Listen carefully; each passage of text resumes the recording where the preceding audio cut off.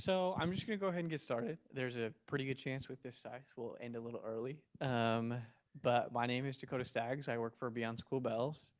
This presentation is or students as food system leaders.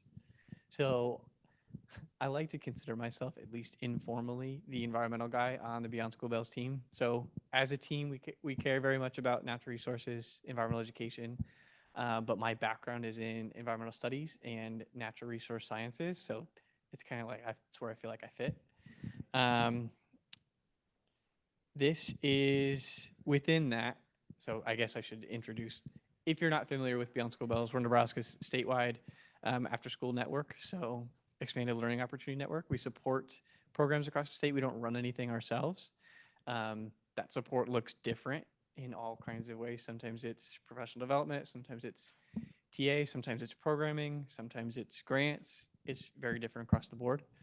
But all of those things are intended to be fun and engaging and community connected. In 2021, I believe, in January, we launched our Environmental Conservation Action Program. Really, it was just a way for us to organize our environmental education programming.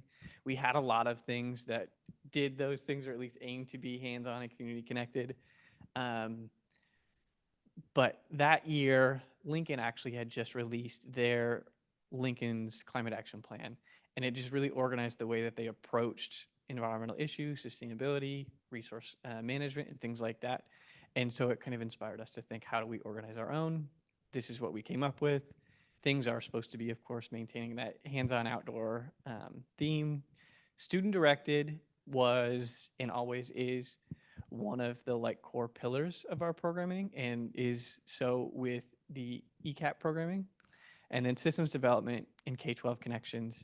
So systems development, I think, will resonate a lot, hopefully, in this presentation. But just getting ourselves, but also our students, to recognize that we are not isolated and that nothing is isolated. So whether that is the food that we eat and grow, or the education and the classrooms that we're in, like, we're all part of systems. So it's important to understand those systems in order to improve them. So out of the Environmental and Conservation Action Program, we came up with Grow ELO, so Grow Expanded Learning Opportunities. This is much newer, so we've just started to kind of coalesce a lot of programming around Grow ELO and the food systems work that we were aiming to do. But all of it is founded in what we think all students should do, which is planting seeds, being outside, eating fresh foods, and exploring. So this graph on the side here is intended to show kindergarten at the far left on the bottom axis, kindergarten on the far left, all the way up to college students on the far right. And then on the left side, engagement on the bottom, just very basic engagement, all the way up to the top being something as complex as a research project, a capstone, or so on and so forth. But the idea here is, as students get older, their engagement increases, but all students should engage in one way or another in each of these areas of food systems or Grow ELO programming. So the seed in a cup, that's one of the most popular activities. It doesn't really matter what curriculum we recommend or provide. Kids planting seeds and putting them on the windowsill and putting a couple in the cupboard and putting a couple underneath their desk to see how those things change. It's one of the most popular things, and I think it's important, right? From that, we've really kind of started to look for and find and support ways for students to actually produce food. We've had a really good feedback and a really good experience of students when they're in those situations and their experiences doing so. So their ownership in food systems and impacting those food systems, whether it be their classroom, just the club, maybe it's their families at home, all the way up to the cafeteria or the community in general, is just really powerful. And we've seen that in a couple instances. So I couldn't help myself but show this visual metaphor. And so it's actually reading from bottom to top rather than top to bottom. But in 2017, it was actually before my time with Beyond School Bells, we had an ELO design challenge where we had worked with a couple after school programs to think through how do they engage with gardening and outdoor activities and things like that. In 2021, as I mentioned earlier, we started the ECAP to kind of organize a lot of our programming. That year, we also participated in what's called the Food Systems Game Changers Lab. So it's basically like an international think tank, and people, organizations, groups with cool ideas applied to be in this, and then those that were selected were organized by the fields of the work that they did. So there were some that were agriculture, there were others that were transportation. We were in the education sector. And basically, that was a way for people from across the world, really, to get together and think about how do we approach food systems programming. And a lot of what we have developed in the slide previous, as well as what you'll see the rest of this presentation, is based off of some of the experiences there, both what we brought to the table, but also what we took home.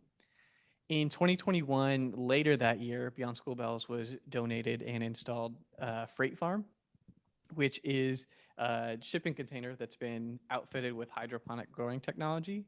So as you can see, I mean, at least the numbers wise, it's towards the bottom. It was kind of I don't know how random it was. It felt a little random to me.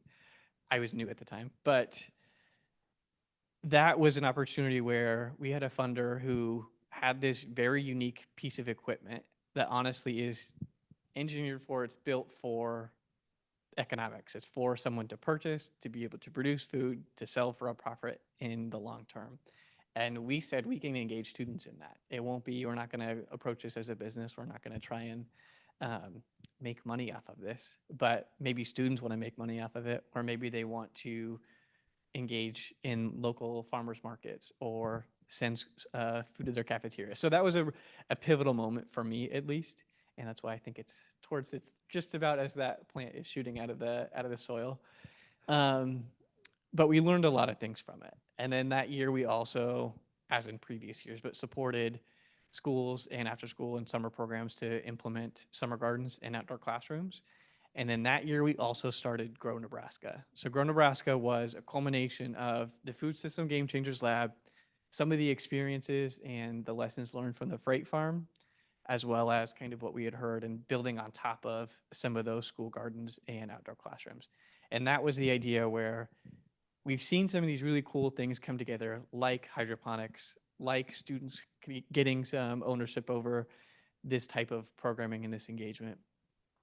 Let's give them a structured approach to take that ownership, use a cool tool to engage other students, to teach some of their younger peers, and then do what they will with it. So food systems across the state are, I mean, I guess I should like, Nebraska kids know food systems. We're an agricultural state. That's not a foreign concept to them, but food systems outside of what we're familiar with often is foreign. So we know corn and soybeans. I hear it's the beef state, at least once a week. So we know those things, but we also don't understand that most of our produce comes from California or the South. And so some of that makes sense, but some of it doesn't make perfect sense. So thinking about those things, challenging older youth to look into those things themselves, of course, guided, but taking those lessons, finding what they found interesting and sharing it elsewhere. We then also last year had a partnership with the Farm Bureau Foundation, and they helped produce Let Us Grow. There's actually a presentation on it earlier today, I believe. But that was around the idea that giving students grow towers at kind of a capacity to, rather than just one grow tower in a classroom, that was a unique tool and provides a lot of benefit, give them 4, maybe 5, and actually allow that program to produce enough greens to contribute to the classroom or the cafeteria or send food home. Students and programs could choose what they wanted to do with it, but that was the purpose of that project. And then we also, of course, continued Grow Nebraska. So this year or last year in 22, Grow Nebraska shifted a little bit from those unique tools and engaging students in those things to really asking students, what challenges do you see within food systems? What problems do you see? What opportunities do you see? Let's talk about it. Let's think through it, and then let's go for it. So that was part of the National Geographic Slingshot project. That's essentially their approach, is to, they say that, I don't remember word for word, but basically students now will be the leaders of the future. They're the ones who are going to solve the environmental problems of today. They're going to solve them hopefully today, maybe tomorrow, maybe the day after that. Somewhere along the line, if someone's going to solve it, it's going to be them. So challenging them to think through some of those things, giving them tools to do so. And then next year or this year, we have started to think through how can we get Flex Farm to school, or how can we really engage that same idea where students are ones owning food systems, engaging with them. How do we give them greater tools and greater access to truthfully impact? And where would they put that impact? Is it the cafeteria? Is it the food bank? Things like that. Oops. There we go. So lessons learned from the Freight Farm, from Grow ELO in general, is just that we have a real opportunity to wow students. That's what we learned a lot with the Freight Farm, from the Grow Towers front. So we have the Fork Farm out front. So right in front of the main ballroom, there's that hydroponics tower. So that's a Fork Farm. Well, the company's Fork Farm, they call it a Flex Farm. But here's a video on the Freight Farm, that shipping container farm at. So today we're going to be planting radishes from Steve. Hi, I'm Logan Ritzy. I'm a four-year teacher with the Independence Academy. These seeds are going to be radishes by the time that they grow up. The Independence Academy is a program that helps 18 to 21-year-olds, all on IEPs, learn life skills and job skills. I went to school my first round to be in human services. Through that, I did a practicum time at Hawthorne Elementary, and I worked one-on-one with students, and that's where I really fell in love with working with students with special needs. So you guys are doing a very, very important job. Hiba, can I have your hand? I like anything that I can feel and tell what it is. Jobs, hands-on work blind people can do. I'm Hiba. And I read Braille. I like advocating for myself. This is what it's going to go into. Hiba wants to learn about everything, and so she wants to get her hands on it. She wants to know how it's going to work. She's very curious. She has a very good sense of humor, and she's going to keep you laughing the whole time that you're working with her. You have a really good laugh, by the way. Oh, okay. Really? Do I do? Yes, you do. Some people don't like my laugh. That's funny. Okay, so here are these. I'm going to put a couple We call this part of our day the Freight Farm. The first time I heard about it, I had no idea what to think. They want to put this trailer in our parking lot and they want you to plant plants and harvest them. But I was like, oh, okay. Hi, my name is Madeline Innenkamp. I live in Lincoln, Nebraska, and I'm 20 years old. Madeline is a sweetheart. She is our social butterfly. She's going to make friends with anybody. Hi, my name is Kennedy, and I love watching for the fire engine that I live near. Who did this one though? She's going to be the one that's going to step up and do jobs that she knows needs to be done within the program. You guys want to do lettuce? Sure. This is a hydroponics freight farm. It's a shipping container, like a train bin. If we have all four of these walls filled up with crops, then we'll have 2 acres worth of produce. So a lot of it is working on our fine motor skills, but also learning how to be able to grow their own food if they would want to do that at home. I love to watch when the kids get something or they see that they can do something within the community and that light bulb just turns on and see that they're starting to have that little bit of confidence in themselves. So feel this foam? We put the plug, here's a plug, in the wall. Feel that? Yeah. Oh my gosh, it's extremely cool. It is really cool.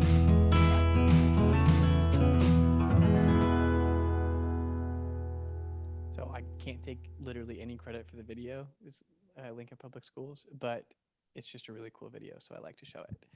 And it does include the Freight Farm. So you saw the students in there, and a lot of what we took from that and the experience with Independence Academy working in the farm was just that a lot of those students, a lot of their education is going into settings and opportunities where they can learn skills and job trades that they can continue on after they graduate from Independence Academy.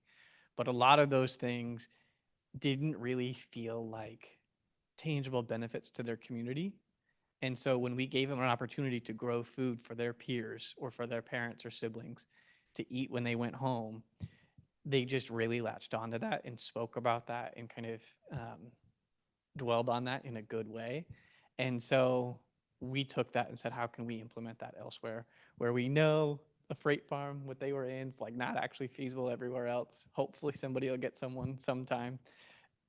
But there are ways to capture that. And the grow towers and the opportunities for students to lead is how we've started to pursue that. And that's been through student-driven projects, student-led activities, and lessons. So through Grow Nebraska, when we will support programs to have high school students lead different kinds of food systems activities or clubs or projects like that, a challenge within that is if you chose to focus on, let's say, food waste, you have a project about that, students will come up with the plan, but I want part of that plan to be to engage your peers in it. So come teach a lesson to K3 about compost or something like that, right? And so we'll help support putting that plan together, helping them find resources, but at its core, it should be their idea, taking leadership and ownership over a piece of their food system and moving it forward.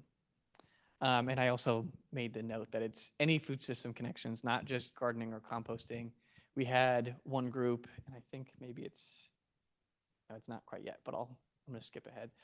One group chose to focus on food packaging waste. So that is part of the food system, right? Like we have to put our food in something to be able to move it to then eat it. That's a part of the system, and there's a huge problem with it. They had identified litter across their school campus and within their community that was all correlated to none of the food eaten locally came from local producers or anything like that, right? So identifying pieces of food systems like that. So some of my group activities or discussions, we don't have to grab a pen or paper, but I'm just curious what opportunities you all have seen for food systems programming within your programs or just like yourself. Any examples of success in that type of programming and the potential or realized connections to other program strands. So like STEM, entrepreneurship, lots of them. So I'm just curious if anybody has any ideas.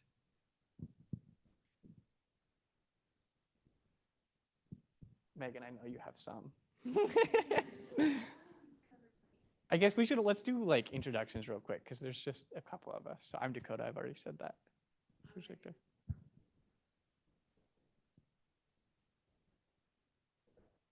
Great, thank you.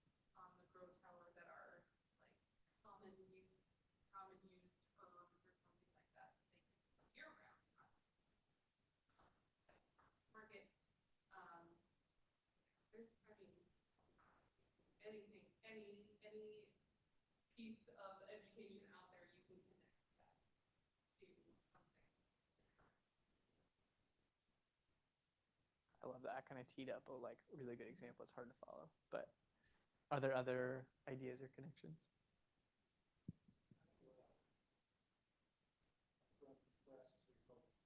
Okay. Mhm.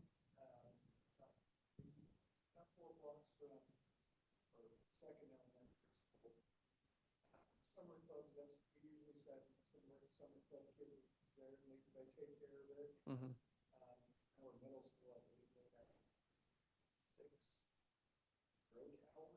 Oh, wow.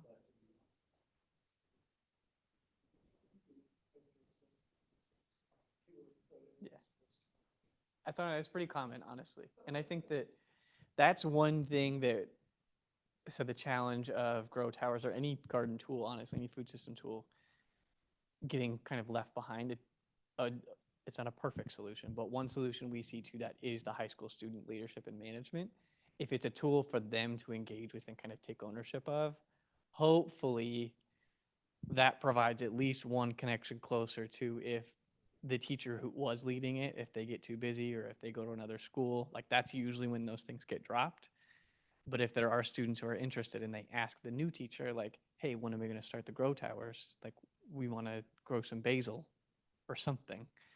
That's a one way for that to be maintained and to kind of keep those things going. That's cool. So, are there any other points I don't want to skip ahead too soon? Okay. So, student leadership and management.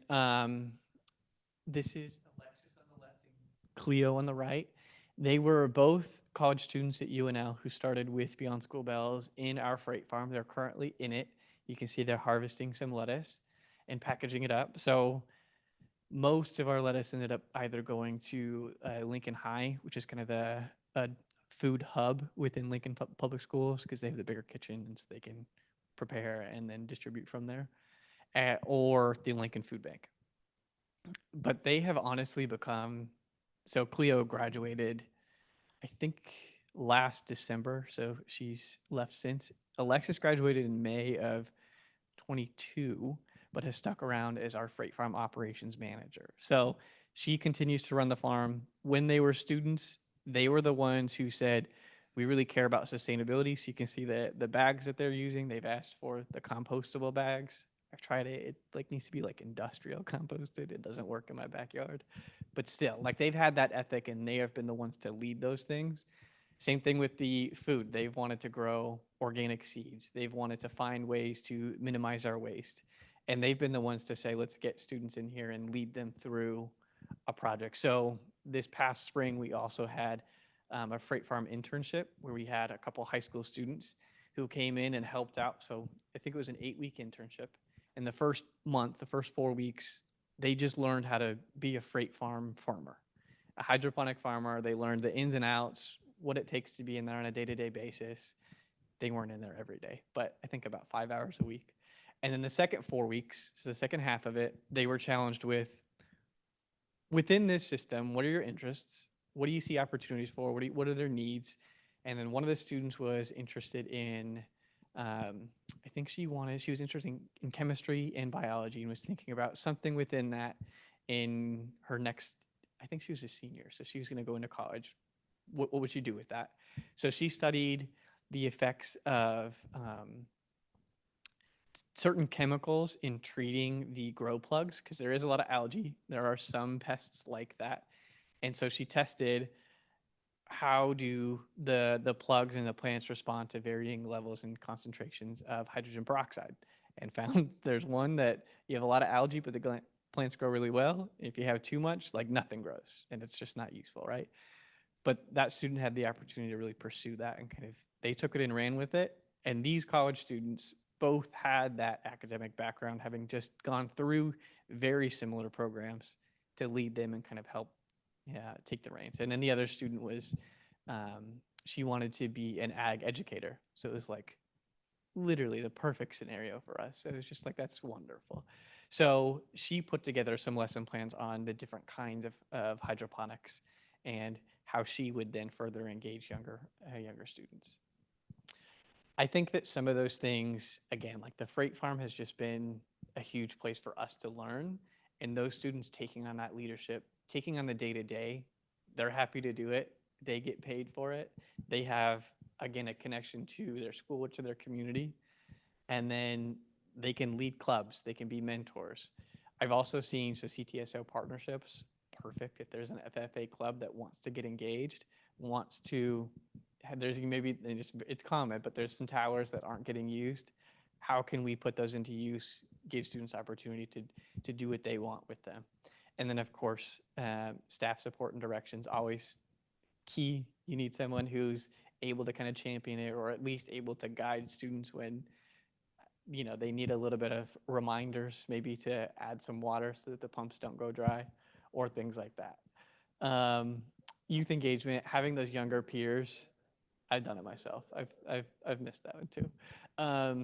But youth engagement, having those college students engage the high school students, and those high school students especially, when they're interested, when they're invested enough to come in and work in the gardens or think through and research what is local food, they're the perfect ones to lead gardening activities or to teach students about what they can find in the garden or what they want to grow or what they're eating.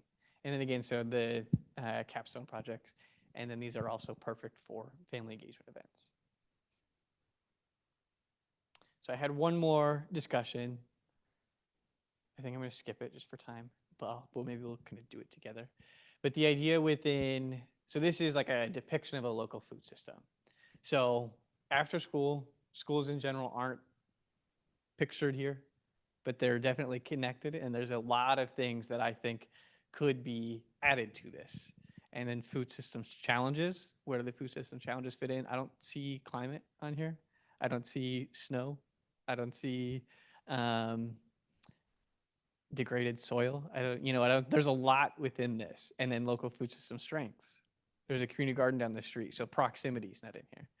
But challenging students themselves, so those high school students again, how do you connect to a food system? And so we had conversations as part of Grow Nebraska, and those students said, well, I eat like a lot of chips. I was like, okay, well, like those are from somewhere. They had to be processed. Something had to grow somewhere to produce that. But like, it's pretty far away, right? Can you picture, like, do you have any idea? I don't have any idea. There's probably Idaho for the potatoes, but beyond that, there's a whole system that we don't see. And there's a lot from that of impacts that we are having to the environment, to the food that we're eating, the impacts it's having to us, that we need to learn about, and that they'll kind of take that and run with it. So I think it's a good picture for it.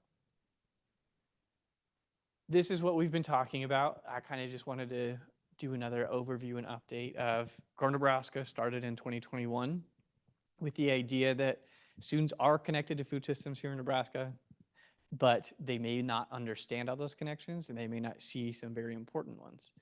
So student leadership and community connections are pivotal to making that happen. And then year-round gardening activities is a way to, it's kind of like the opposite of summer learning loss. It's like winter learning loss because it's too cold to have a garden outside. So bring the garden inside. There's a huge value in wowing students and giving them tools and connections. I think personally that especially connects to students who are not particularly interested in, or maybe intrinsically feel like they connect to some of those outdoor ed pieces or the clubs and things like that, the gardening. I wasn't a kid who like grew up doing everything outside, but coming to college and kind of being exposed to certain things like that, I love my gardens now. I love to go outside and just like see what kind of bugs I can find. So I think engaging those students who start in places like that, giving them opportunities that maybe will interest them, will engage them, because they aren't what they particularly think of as the garden club, will give them an opportunity to engage. And then the tools and the activities. So like a grow tower is cool. The one out here, like it's just kind of, it's fun. It's cool to work with. It's cool to engage with. And then empowering students. So I think that's the biggest piece of both of these sides, but really giving students a way to engage in their food systems and identify a challenge, identify a strength, and make it better, whichever way it is. And then within 22 to 23, we're really focused on the same thing, continuing engaging in food systems, year-round engagement, but reorienting to where the initial project of Grow Nebraska, and I still think very much fits, but is food systems focused and teaching students about what are food systems, how do we engage with them, what does it mean, what is a food system in Nebraska, what does that mean, and then shifting that to be included in the update, but allowing and reorienting to student perspectives and priorities. So we ask kids, like I said, what do you see about food systems? What are challenges? They said food packaging waste and litter, lunch policies that create food waste. So I'm sure you've probably all heard they have to go through the cafeteria line. They have to pick something from the vegetable and the fruit lines and just like immediately to the trash. And like that's a problem. I can fully understand why students need to take those things. Like I want those kids to have nutritious, healthy things to eat. But also if they don't want them, if they're not going to eat them, we're just creating a problem. So maybe there's got to be some sort of solution. And they were the ones who identified that and brought that up. Some students in Broken Bow talked about local food awareness. How do we engage others to like come in and recognize the value of local food? And then some students talked about chemical-free food production. They felt like and identified and had recognized some of the challenges and the problems with chemicals in food systems and what does that do to us. Sometimes we know, sometimes we don't. And so that's something that they really wanted to hone in on. From each of those things, there's an opportunity to impact and or own. And I think that the ownership is a big priority here. But food systems, how can we take those things, make them our own, and really engage with them? And so it's just production, awareness, or engagement. Each group did it a little bit differently, but you can own or impact your food system without a garden, and they identified ways to do that. So all of that year 2 fits within the National Geographic Slingshot Challenge. As I said, that they have structured it so that students can identify a challenge, identify a solution, or come up with a solution, and then Nat Geo, being like, the amazing photographers that they are, orient it within that kind of a structure. So this is like 30 seconds or something like that. But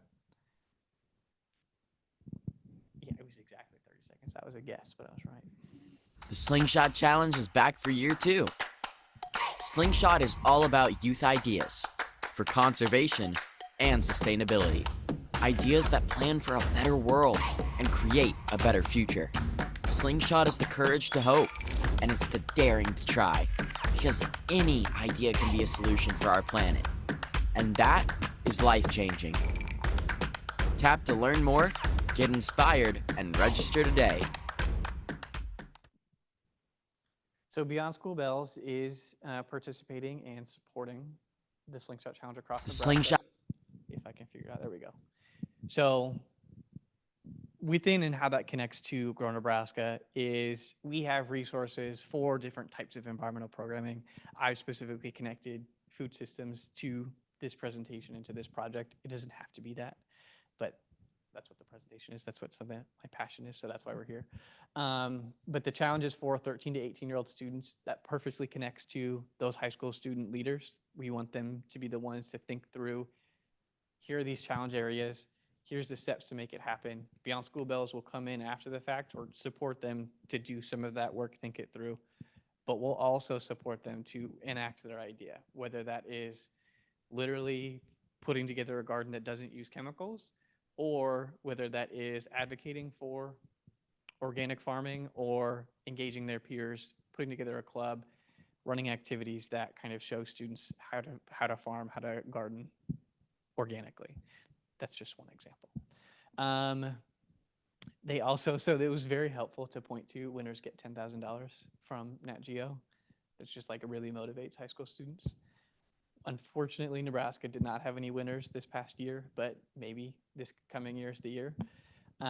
Students can also participate in teams or as individuals. So BSB would support communities, after-school programs to have those high school student leaders. If they wanted to, they could come up with their own project, but every site chose to do it as a group. They would come up with their project, think it through, put it into action, and then be supported to engage that solution within their community, within their school, but then also specifically within their after-school program to engage peers, whether it's through family engagement events or clubs with their younger peers. Some of it was even just like engaging different books at the book club hour with the kindergartners around trees or water or things like that, so that they could just be part of that kind of community within the after school program. So the BSB Connections, as I said, are to support programs to facilitate it. We understand that that takes work.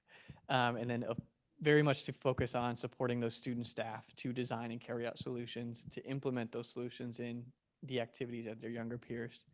And then I think I added this to be school year and summer grants to carry out slingshot projects. So it doesn't have to be fall, it doesn't have to be winter or summer. It can be continuous or it can be isolated. It's really up to what those students want to do with it. So within that, these are the ongoing opportunities. So if you think about early on in the presentation, there was a slide with the graph that had the freight farm on the right and the seed in the cup on the left. This is how we are trying to approach with that mindset, knowing that not all programs are going to want to implement 5 garden towers and really go for food production that's going to end up in the cafeteria. Like, that's just not what everyone's going to want to do. There are some who might, and so we want that opportunity, but we also recognize some might just be interested in a club, or a high school student can pursue an idea and lead a club through it. And so we have the Food Systems Club support that can be around anything around food systems, whether that is gardening or food production, transportation. There's tons that we can connect to. Again, highlighting that student leadership. The student project support, so that's where the high school students really focus on taking an idea that is helped along by some of their leadership or their peers. I also, just like as a side note, love those conversations. So I look forward to, and I'm always happy to help with high school student groups if programs want me to. But they come up with the ideas to participate in the Nat Geo Slingshot. They'll lead those projects and then engage their peers or community, or hopefully both. And then the after school to table. So this is the idea. This is why we brought that garden tower out front. That's called the Flex Farm. But the idea where students in different capacities, different avenues can truthfully impact their food systems, whether it is through a garden tower like that. We have one program that has, I don't remember, do you remember how big Walt Hill's garden is? It's, yeah. Oh, I mean, yeah, so you could, yeah. But there's, so one of the programs that participated in this, in the Grow Nebraska and then Slingshot in this past year, has a huge garden. And that has really kind of come to fruition because they had some space become available, and they had some students who were interested in food systems work, and they saw this opportunity. And now that garden, so I was there a couple weeks ago, and they just had huge watermelons coming out of it. They had tons of produce that honestly is too much for the program, so they were able to just hand it out, give it out where it was needed. It can be something like that, but it can also be the garden towers that we have showcased or many other connections. But the idea there is to really focus on local food and give students power within those systems so that we can kind of, I want after school, it's a little selfish, but I want after school to be a powerhouse, to be a central node within the farm to school kind of initiative, right? Like, farm to school is nothing new. It's something that's very needed. But why are we letting that be disconnected from our programs? We should be part of that. We should be contributing to it. That is a QR code if you're interested in it. It'll just take you to a form that says, like, what's your name and email, and then are you interested in any of those things? They will also hopefully be in our newsletter coming out next, so it's not next, but the following, in our October newsletter. That's all that I have. Do you have any questions? Thanks for being my small audience today. I appreciate it.